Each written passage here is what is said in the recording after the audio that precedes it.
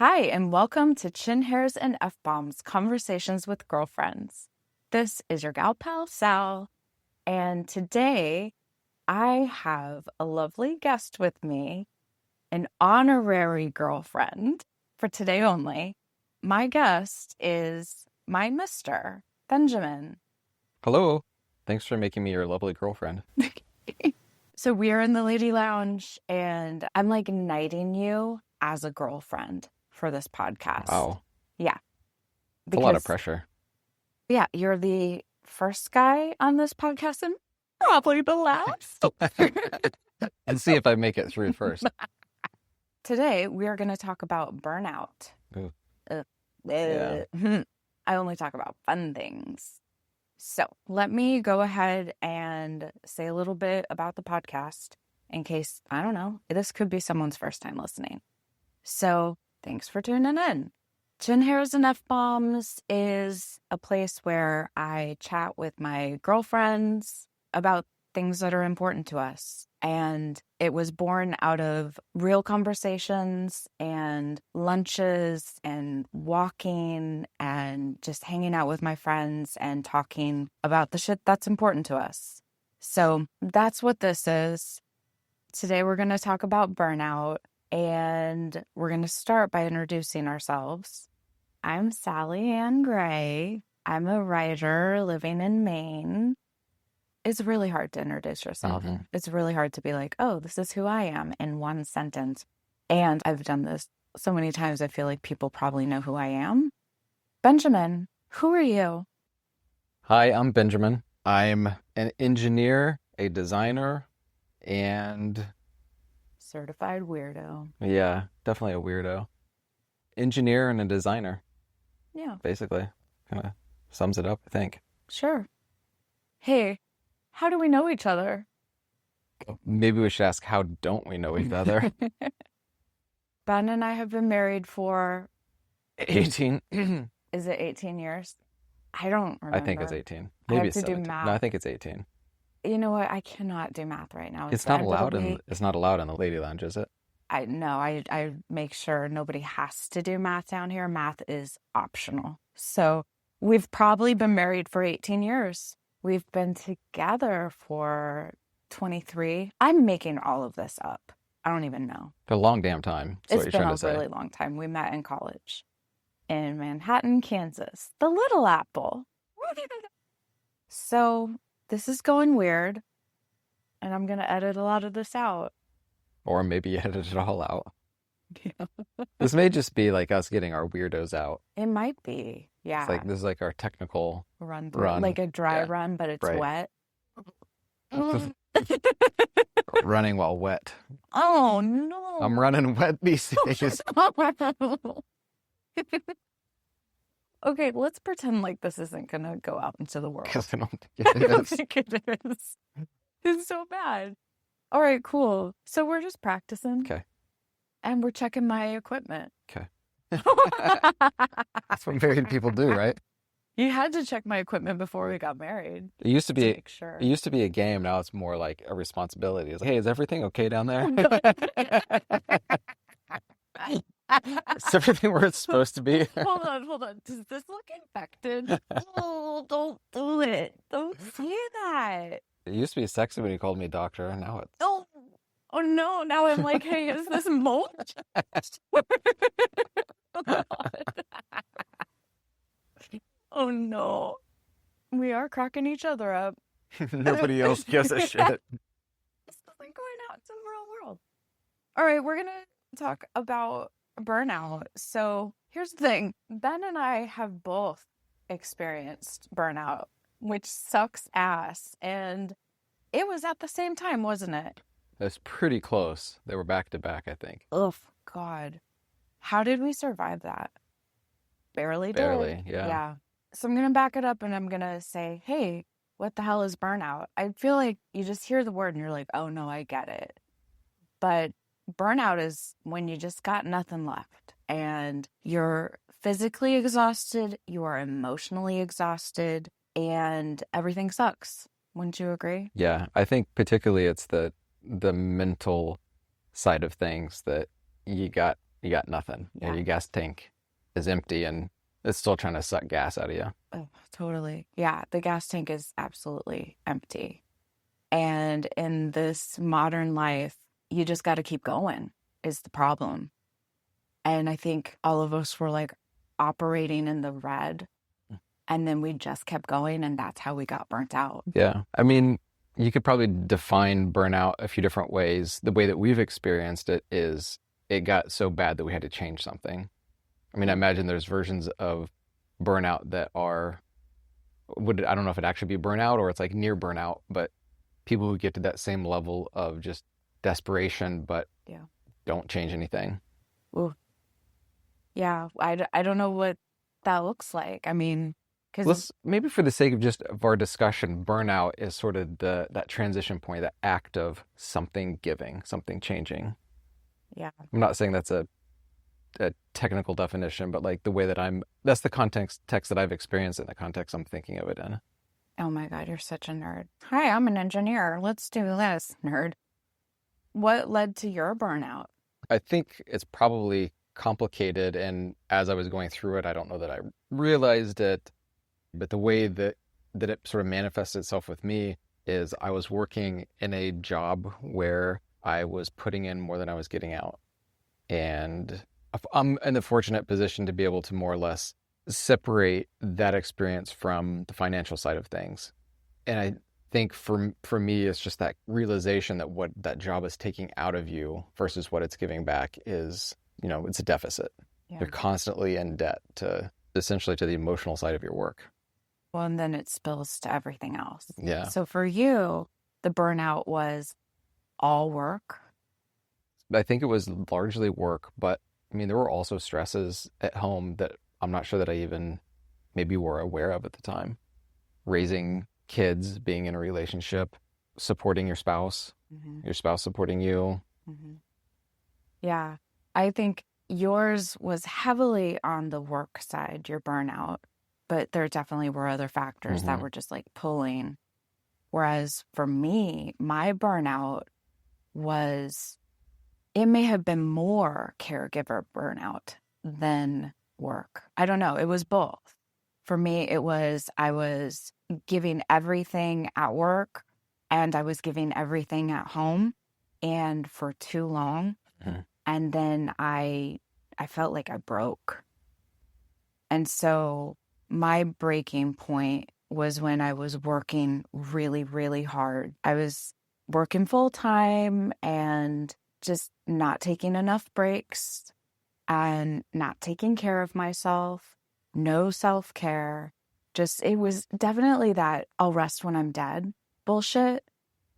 And then I was also taking on so much responsibility and emotional labor at home. And it was a lot at home. The kids were in really needy situations and needy ages. And I was overdoing everything. That's for sure. I can say that now. I can see that now. And so my burnout may have been equal parts work and, like family responsibility. Didn't it also occur around a traumatic event in your life while you were working that job? Which traumatic event? I had so many. Yeah, that set me off in a bad way when I started that job, this job where I was working so hard to try to prove myself. It was kind of your dream job, right? It was my dream job. It was my nightmare dream job because I ended up hating it. But 1 month into working there, my beloved therapist killed herself. And I didn't handle it well. I don't know how anyone could handle that well, but I didn't. A lot of your emotional support was coming from her. And that's like a lose-lose. Yeah, it was absolutely a double whammy. Yeah, to put it lightly, right? Yeah. So I was already in a bad situation, and then I was giving everything at work and at home, and I crashed and burned, and I was terrible to be around. And you talk about burnout being when you're like something has to change, or when you're like it's a breaking point. And I remember my breaking point. I swear it was like a Wednesday.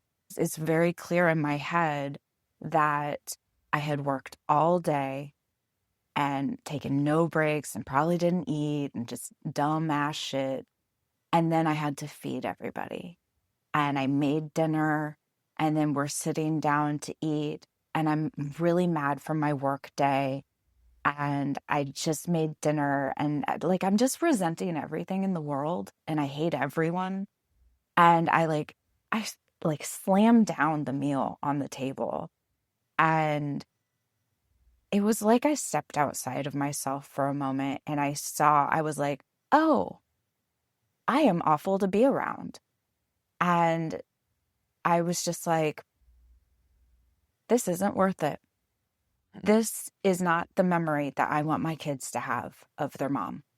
This job is not worth that memory. This job is not worth that being their childhood. So that was the moment that you like, Yeah. yeah, Yeah. That's when kind I of was like, realized it. something has to change. Yeah. And it took months for something to change. And then it took like years to heal, Yeah. actually, which I hate to say that to people listening, but it is true. I think it's true. Yeah. Yeah. And I'm looking right now at my copy of the book Burnout by Emily, I'm going to say this wrong, Nagasaki, and her twin sister, Amelia. It is a great book, and it's really important to me. I read it cover to cover, but I remember reading in this book that it takes years to heal from and recover from burnout. And I was like, that fucking sucks. I bet you $100 when I read that. I was like, not me. I'll do it in half that time. Dumbass. But to be on the more positive side of it, like it is huge and immediate relief, or can be, depending on what changes you make. So no, you're not going to heal instantly. And Right. you know, I think I'm still healing some 3-4 years later, but it's way better than it was. And I think like my story is a little different than yours, because mine happened slower, both on the build up and the release side. Yours was a firecracker bang. I mean, yours happened in an instant. I know that there's a lot that went into it years ahead of time, but your crash and burn is quick. Yeah. Yeah. I like to go out in a blaze of glory. It's fun. Your hot fuse. Love fireworks. But let's talk about the difference between men and women in burnout. And do you think there are different expectations for men around work and success and emotions and providing? And how does that weigh in to burnout? Yeah, I'm sure that there is. And I think you're absolutely right.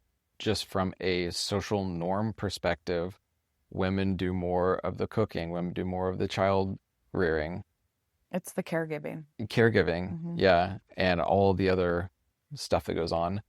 And if you throw on top of that, at least in our situation, from my side of the burnout, a lot of that was going on before COVID. And so I was going into the office every day. And so I had a much different experience going to an office, being there all day long, and then coming home, versus you were at home the entire time. It's a different experience in that I'm going to work having a social experience. And so there are some things about that are probably good for your health. Also, there are things about working from home that are also good for your health. And depending on like me, I'm an introvert and I really dislike people. Not being around people is really calming for me. Do you think it might be harder for men to admit to being burnt out? I mean, I have this idea that a masculine macho thing is I can do anything. Am I wrong? No, you're totally right. And I know that there's an element to that. So I would say, yes, it's experienced quite a bit differently, I think, on the balance, that men have a masculinity that they're trying to maintain, and they have their reasons for doing that. But I think, it's hard for women as well, right? There's probably just different reasons. I mean, that hurts everybody in different ways, but. You're right. So it's hard for either gender, but kind of for different reasons. Yeah. I mean, societal pressures. Yeah, exactly. For the woman, we're supposed to just do everything and be really self-sacrificing. And these are norms, right? I don't love it. I'm not trying to do it, And that's like the picture that you can do it all. And like we were sold this fucking lie growing Hmm. up that you can have it all too. And then you are suffering in silence. If you don't see enough people talking about it, you feel like, oh, I'm the only asshole who can't do this. And then for men, I would wonder if you feel like I'm a provider, I'm supposed to XYZ as the man, and there's pressure around that. I can certainly say growing up in the Midwest that there was definite pressure for masculinity, yes, but also stoicism, not showing weakness. Ooh, Hmm. yikes. Yeah, that was totally handed down to you. That is a family trait that I see in your family, and I don't think it's uncommon. You know what's interesting though is that same like line of traits, that's where I identify from as being a hard worker. Ooh, Yeah. uh-oh. That word identity is really scary Yeah. because when anything challenges your idea of your identity, so like Hmm. if you think, oh, I'm a hard worker, and then all of a sudden you can't work anymore, who the fuck are you? It's scary. Yeah. Yeah. I also identify as a hard worker and kind of as a worker. And I've worked since I was 14 years Hmm. old. And so when I went on sabbatical, which I had to do because I was burnt out and I kept pushing and couldn't go anymore and had to go on sabbatical, that was hard for me. It was hard for me to stop working Yeah. because I had never done it before. And it was all internal. It was all a struggle about my own identity. It was about my worth and Hmm. my Hmm. value. Yeah. Ouch. Oh my God.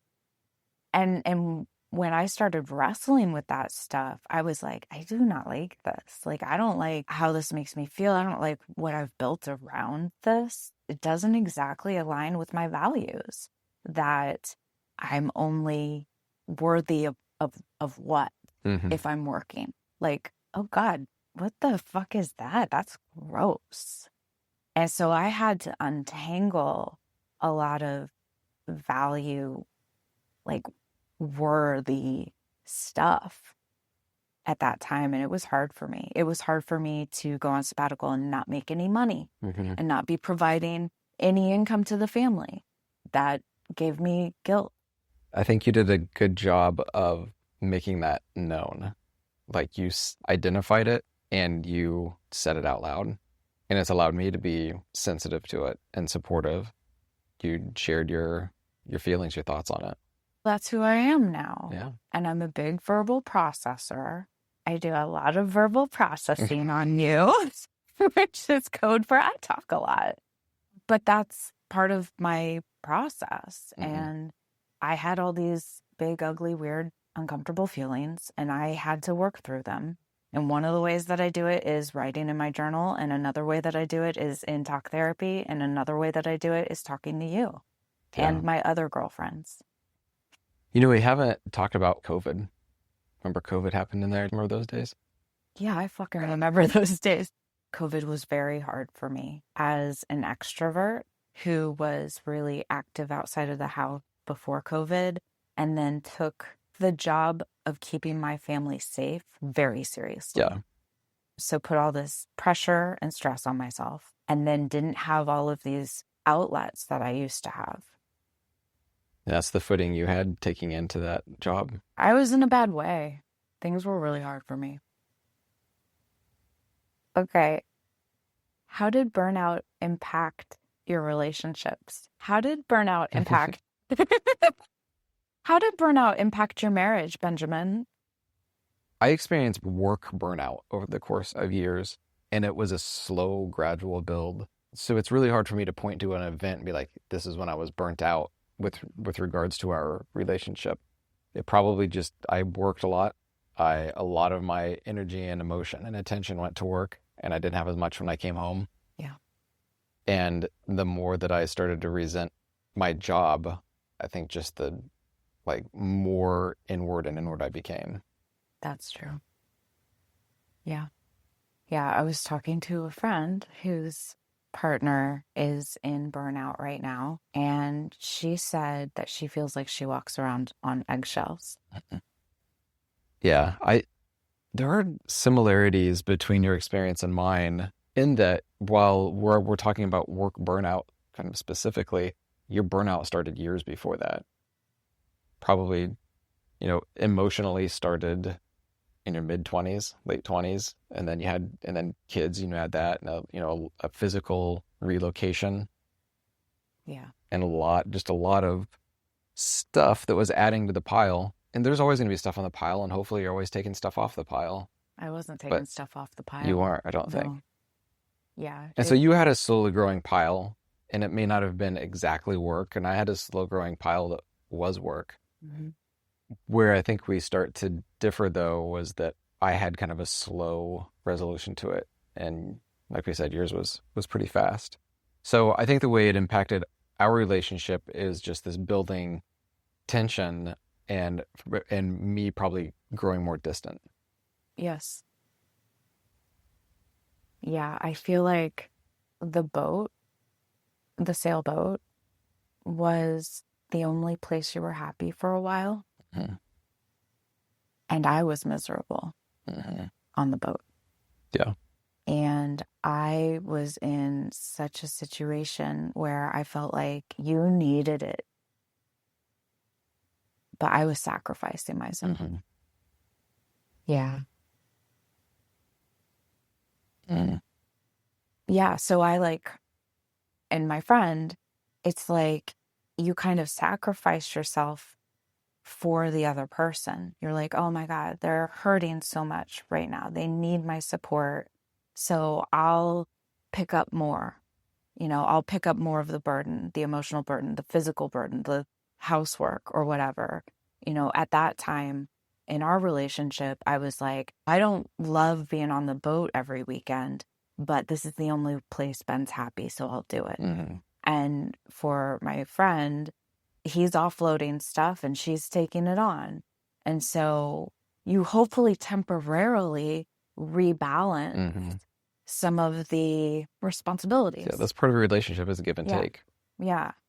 But it can feel like, when the fuck is this going to be over? Mhm. Because it is so much work for the caregiver. It's so much work for the partner of the burnt out person. Yeah, again, you're giving more than you're getting. Yeah. And they might not be very nice to be around. I That's don't, hard. yeah. I hope that I wasn't like a mean, angry person. My recollection is that I was just like quiet and kind of sluggish, and I probably had more of a temper than normal, but I wasn't generally angry. You weren't angry. That's not who you are. When I was a burnt out person, I was angry. Yeah, I hated everybody. I hated everyone and everything. I was mopey and you got sassy as shit. Sassy is a nice way of saying it. I think I was a fucking bitch. And I didn't have a choice. Like, I wasn't choosing to be a bitch. It's just that's what happened. I must have been gifted with the right tool set to deal with you. I mean, yeah, you're kind of miserable to be around, and I could see how Yeah. you would interpret yourself as being that. But like for me, like it wasn't a 10 on the scale. I mean, it was like, okay, she's angry, It wasn't a 10 on the scale. not in terms of you being a jerk. Wow. I mean, I've been a 10 on the scale, but But yeah, there were moments, but but that's the thing, is moments, right? yeah, Not just like extended periods of time. yeah, Okay. yeah. Wow. Yeah. I'm really hard on myself. And so when I'm not at my best, I blow it up in my head. Who would want to be around me? And then I call it turtling when I'm really in a bad place. There's this asshole in my brain that's saying, hey, you're not fun to be around and you should never leave the house again. No one wants to talk to you. No one wants to see you. Stay home. And I turtle. And that's bad. Very bad. I try not to do that anymore. Let's talk about some recovery. Yeah. What helped you recover? For me, there wasn't an immediate change, but I think there Well, you was, got your job. yeah, but it was like I took like months to do it on purpose. So I'm sure there was a time in my brain where it clicked. I was like, I'm doing it. I'm quitting. I know there was a time that happened. I don't recall exactly when that was. And we talked it over, but I pretty quickly, I think, told my boss. I was like, what's going on? Mhm. And it was basically, resignation, but I would continue to work for some number of months with reducing number of hours as we move forward. Because I wasn't burnt out to the point where I was like, I just couldn't do it. But I'd been doing it for so long and with no end in sight, that's when it's tough. Yeah. You're You at the knew it bottom of the wasn't pit. going to get better. You had been Right. very hopeful for a really long Yeah. time that things would get better. But then it became Yeah. clear, you know It what, this wasn't. isn't going to get better. Yeah. And just that realization or that knowledge, that acceptance, this is something I'm actually going to do. Like before you even talk to anybody about it, but it's one of those things when you know. Yeah. And there's instant relief. Yeah. Yeah. So when we talk about it's a long recovery, there are still these moments of instant relief. Yeah, drain a lot of the pressure off. I agree that when I finally was like, this is not going to get better, I gave them so many tries, and I decided, there was that flip of the switch, and I decided I was quitting. There was instant relief. Yeah. Yeah. Talk about your therapy, yard work. There's a point in time when I went from working full time to working, I don't know if it was half time or three quarter. I think it was probably like half time. And you instantly have quite a few hours through the week that are suddenly a vacuum. Like you don't have anything scheduled for those. Vaguely I had ideas of things I wanted to do, but just from a sort of tactical daily level, what I found myself doing on all of my workday, non-working periods, I was out in the yard. It was like spring and summertime, and I love being outside when it's, hot and sunny, and Yeah. the kids were at school, so there weren't expectations for me to be around for that. Yeah. It turned out to be I generally enjoy yard work, but it also to me has an element of I feel bad for doing it sometimes because it's taking me away from the family, and all of a sudden having these multiple hours a week free to do something like that without it displacing anything else. You don't have to worry about not being with your family or a family wondering why you're not with them. So there was no guilt associated with it. I'd say low guilt. I have guilt for everything that I do.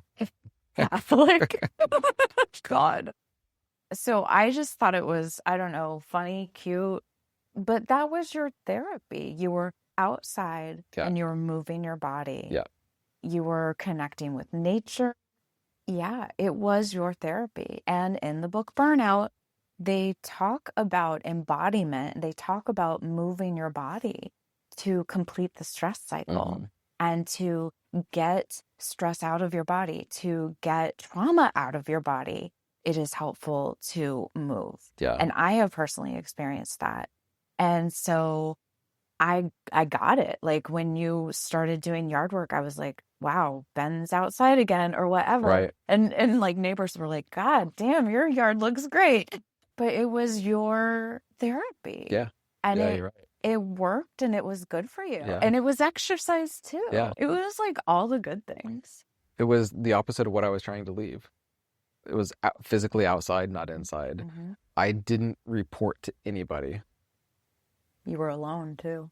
I was alone. You got to do whatever you wanted. Autonomy. I didn't have to make decisions, but I could do whatever I wanted. Yeah. Which is delicate balance for me. Yeah. So that's how you recovered, was yard work. I think that was the first tool out of the tool bag. That's a good way to say it, is that it was a tool. Yeah. An unexpected tool, I think. How did I recover? You did a lot of hard stuff. Like my burnout was really about work taking more away from me than I was getting out of it, and had been building up for too long. For you, it's a plethora of things that all sort of created the issue, but it was a confluence of a lot of stuff. It was. And I had to do a lot of trauma work to recover. I was clinically depressed, and I was like, had to be treated for anxiety for the first time in my life. So it was complicated and hard. So to recover, I had to quit my job. And then I went back to working for myself. And then that didn't fix it. Mm-hmm. I thought, oh, that'll be better. And then I had to go on sabbatical after that. I went on sabbatical like 9 months after I quit that job. And then during the sabbatical is when I did some real deep healing. And I was treated for my depression, and that was the ketamine assisted psychotherapy. And so my depression got better. But then I also had to learn how to prioritize myself and take care of myself Yeah. physically, emotionally, mentally. I had to stop. I had to rest for a while. And that was hard too, going back Yeah. to that identity thing and that value thing. Stopping was hard. I had long identified as a shark. If a shark stops swimming, they start dying. Yeah. And I know a lot of sharks. I can see it in people. I tell them, they know it's true too. Yeah. If they stop swimming, they start dying. And I don't identify as a shark anymore. And I want to acknowledge, I know that not everyone can just quit their job for a lot of different reasons. Maybe you can't go without any income for an amount of time, or you're carrying the insurance. So I know that we were fortunate that we were able to cut back on work or walk away from work for an amount of time.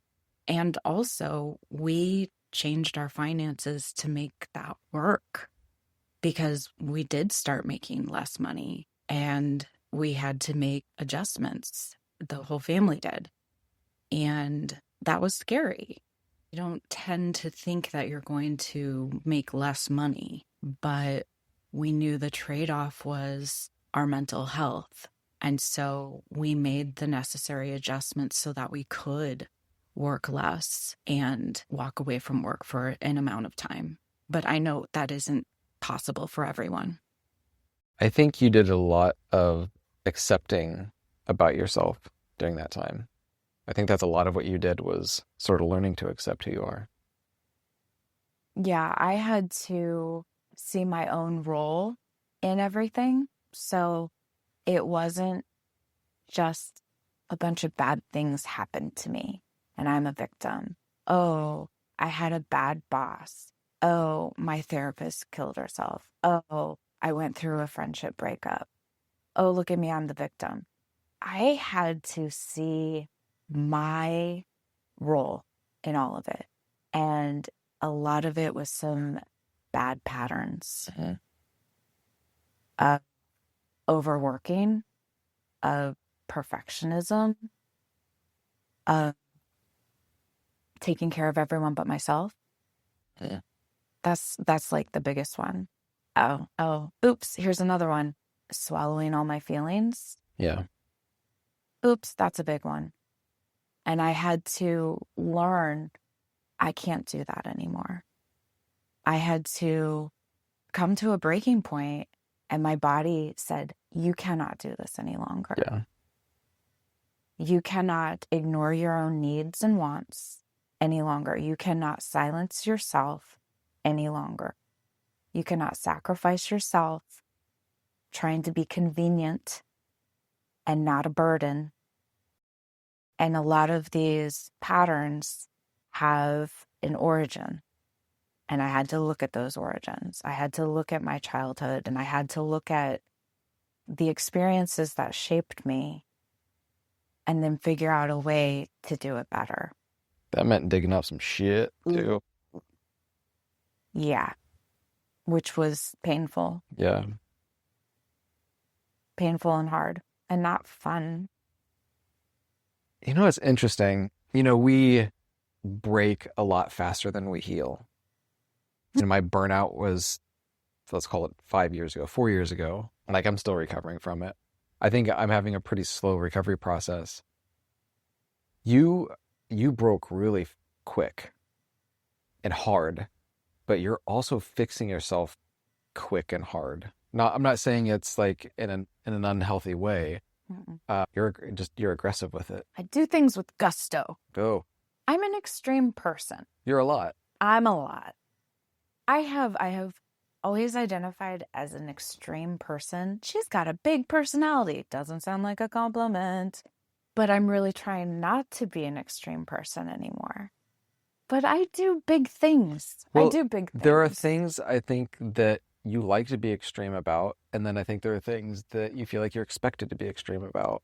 And again, they're all tied up together, a little bit messy. Yeah. Yeah. One of the things that I observed with you in your recovery, and this may be something you're still working on, is accepting. This is going to sound really bad as I say it. Nice. Accepting your role in our family. And I think what I actually mean is like accepting your desire to do it and rejecting the things that are telling you shouldn't do it.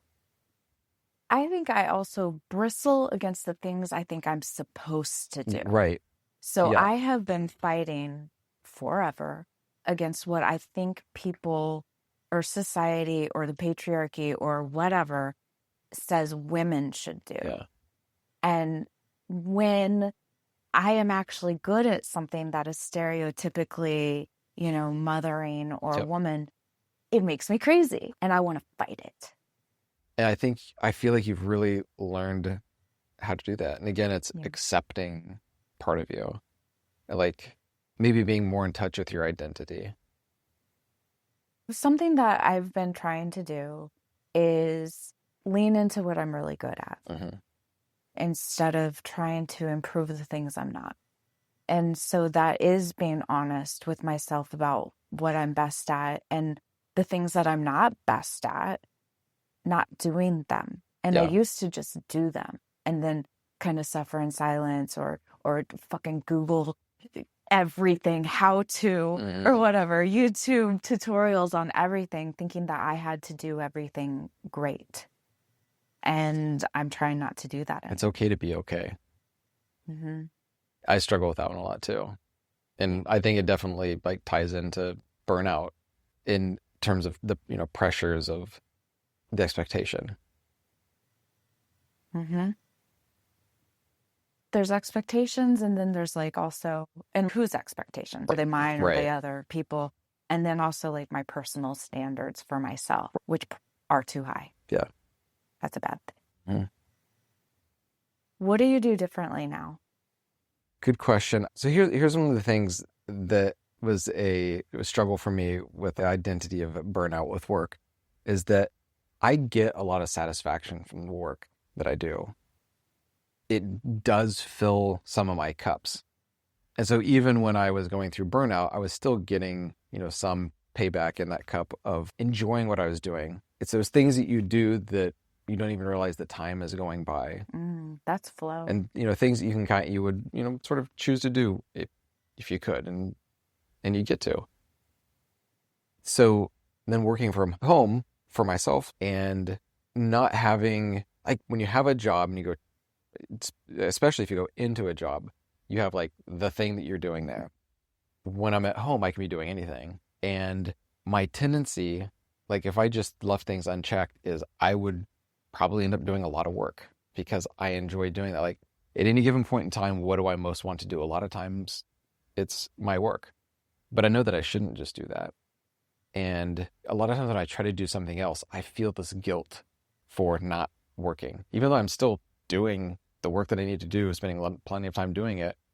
It's just that I guess I second guess myself. Who am I letting down? Who am I disappointing if I'm not working when it's, afternoon hours when people are supposed to be working? So there's a long way of answering the question of one of the things that I do is when I'm doing an activity that I sort of feel guilty about, I sort of stop and check in with myself and with the situation, be like, okay, you're feeling like you shouldn't be doing this. Why is that? And is this good for you? And a lot of times, it's, that other thing that I feel like I should be doing, I actually don't need to do. And this thing that I'm doing right now is something that I sit around thinking about doing all the time and never actually do. And here I am doing it. For me, that can be tough, but I now have that tool to sort of recognize it and then be able to, I guess, rationalize with myself or talk with myself that, no, what you're trying to do is fine, keep doing it.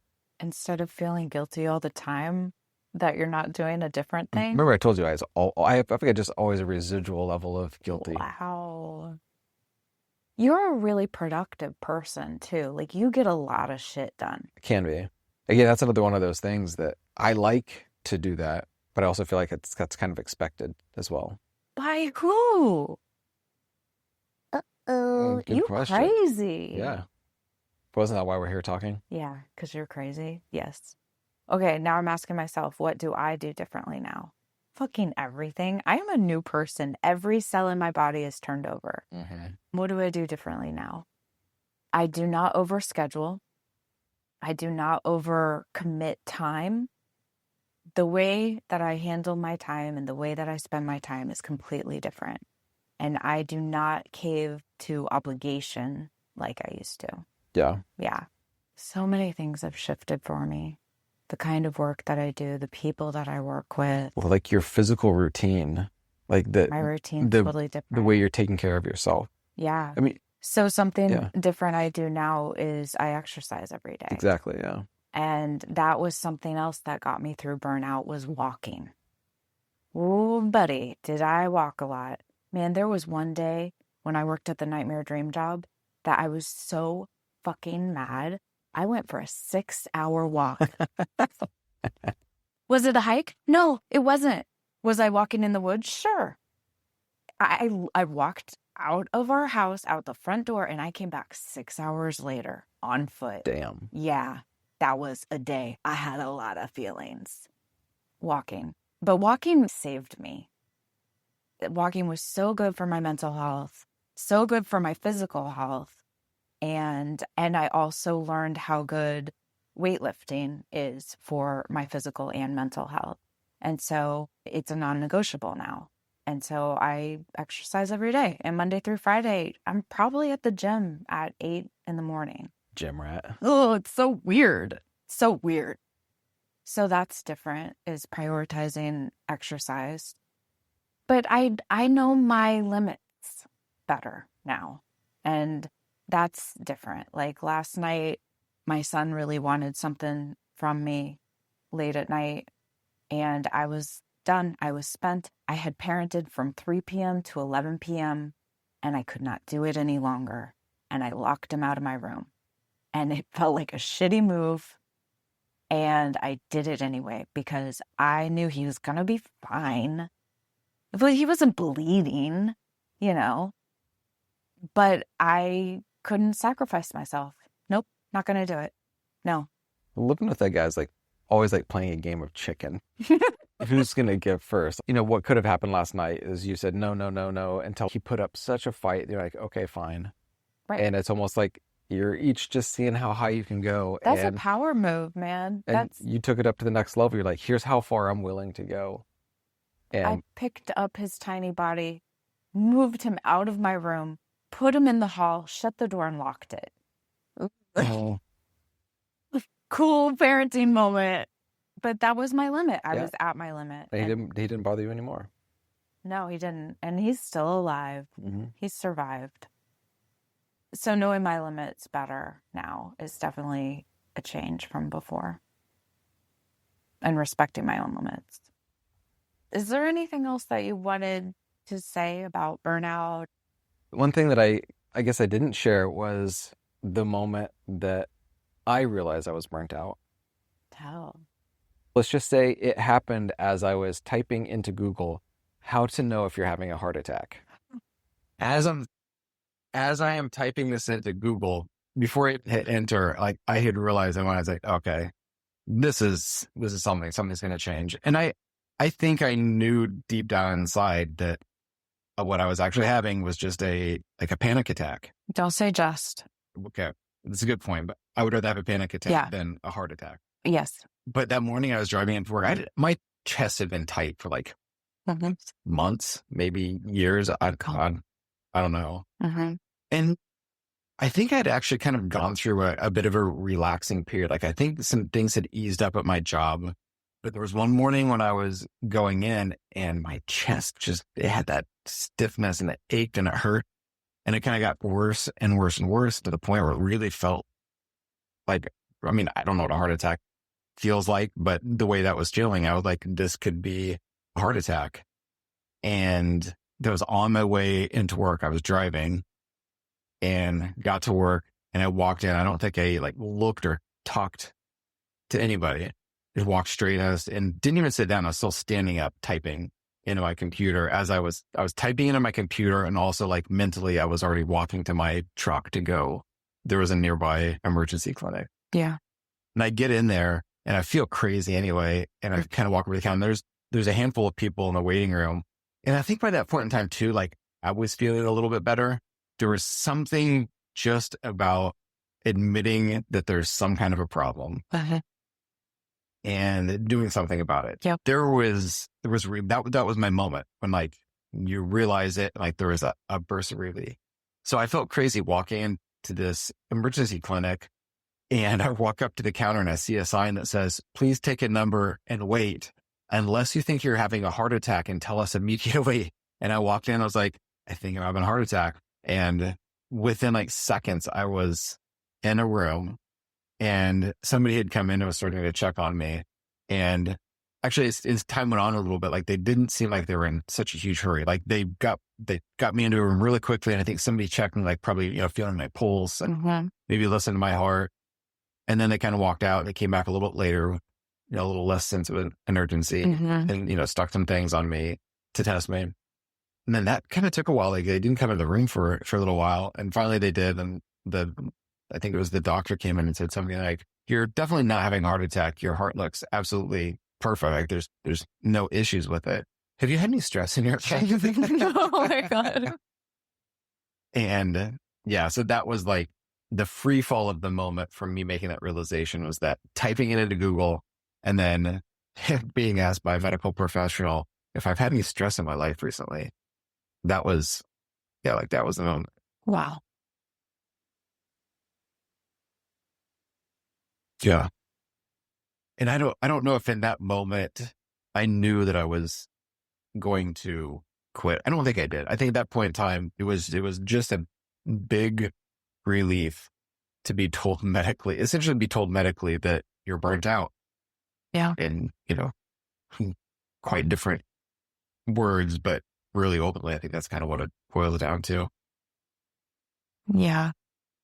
That was my arc, kind of the slow build and the crest of it. And it was unlike yours. It wasn't, an explosion, fireworks, bang. Mine was more, I got to the top of the hill and just started to more gently, first I was on level ground and then I started to slowly roll down the hill.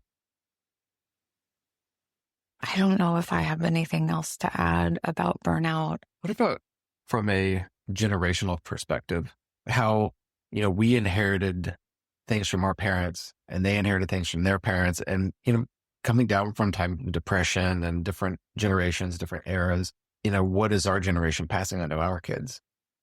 And we can only speak for us, really, but I think we're raising our kids much different than we were raised, just in terms of the way we sort of share emotions and, our mental health. Yeah. Yeah. The social emotional part. I think we show our kids that we're fallible and that we're human in an effort to normalize, mistakes and hardship and resiliency and growth. Yeah. I think our parents' generation, they probably made a lot of improvements too from how they were, what they inherited. But there's no way they can make it all the way from where they started to where we are now. Yeah. Yeah. Just sort of that generational improvement. Yeah. I mean, that's really hopeful. Like our kids will be better parents than we were, hopefully. Wouldn't that be great? Yeah. Okay. Thanks for talking about burnout with me. Thanks for making me a lady. Honorary girlfriend. This is the part of the show where we do a joy share. Joy share. So we each share one thing that is bringing us joy. So what is yours? So I think mine is, without getting too nerdy and complicated, it's basically a passion project that is basically all the good elements of work with little to none of the bad elements of work. So what are the good elements? So I think it's appropriate that it's happening now because we're talking about Yeah. burnout, and this is sort of extracting the good stuff from work and Yeah. leaving behind the stuff that causes burnout. Yeah. And it's a thing that I'm fortunate to be able to do, to design, something that's of interest to me. I get to design something that I want to design for me and do all the steps that I want to do, from just a basic idea to actually physically holding the thing in my hand and going through each step of the way. Can you be more specific? I basically come up with the idea of synthesizers that I'd like to play.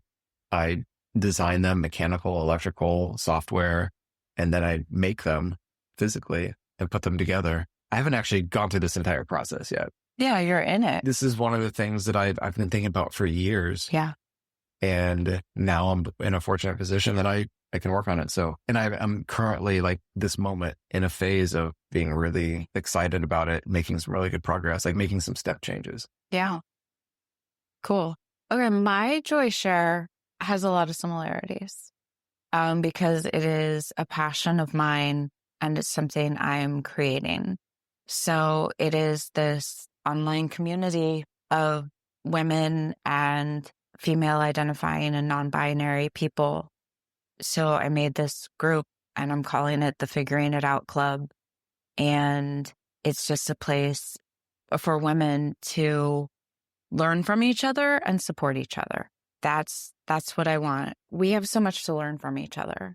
And when I talk to my BFF, Emily, every other Sunday, I mean, I learned so much from her, from what she's doing in her life. And I've learned so much from each of my girlfriends about what they're doing in their lives that works. And when I hear those things, I steal them and I make them my own. And that's what this community is for. That's what I want it to be for us to learn from each other and support each other. So that's something that takes time, effort, thought to put it together. But it's the things that you want to spend, you want to be using those. It doesn't feel like work. And it is. It's productive, like in a good way. But where it has a little bit of toxicity to it. I know. Yeah, no, it's this thing. I'm trying to build something and I'm excited about it. That's great. That's wonderful. Thanks. I like it. Where can people find that? Oh, It's yeah. Site only, isn't it? So if you are a woman or female identifying or non-binary and interested in joining the Figuring It Out Club, message me. So you might have my text machine, you might have my email address. If you don't have those things, you can find me on social media. You can find me on Facebook or Instagram. SallyAnn Gray, that's me. So if you're interested in this group, let me know. But it is a closed group. So I'm not letting any men in it. And you're not invited. Not even your own. Even my honorary girlfriend, Benjamin J. Gray, you're not invited. Okay, we did it. Maybe. Sure. We maybe made a podcast episode. We'll see. We'll see. I don't know if this has seen the light of day. But if it is, Mister, thanks for being here. Thank you. Thanks for being my guest. Thanks for talking. Thanks for sharing your experience. And if anybody's listening, thanks for listening. I appreciate you. I hope that you got something out of this. I hope you're not burnt out. And if you are burnt out, I hope that you find a way to get relief. And I'm really sorry. You're allowed to do something about it. Yeah. You're allowed to feel good. You're allowed to feel better. We have this one wild, beautiful life. That's it. This has been Gin Hairs and F-Bombs Conversations with Girlfriends. Bye.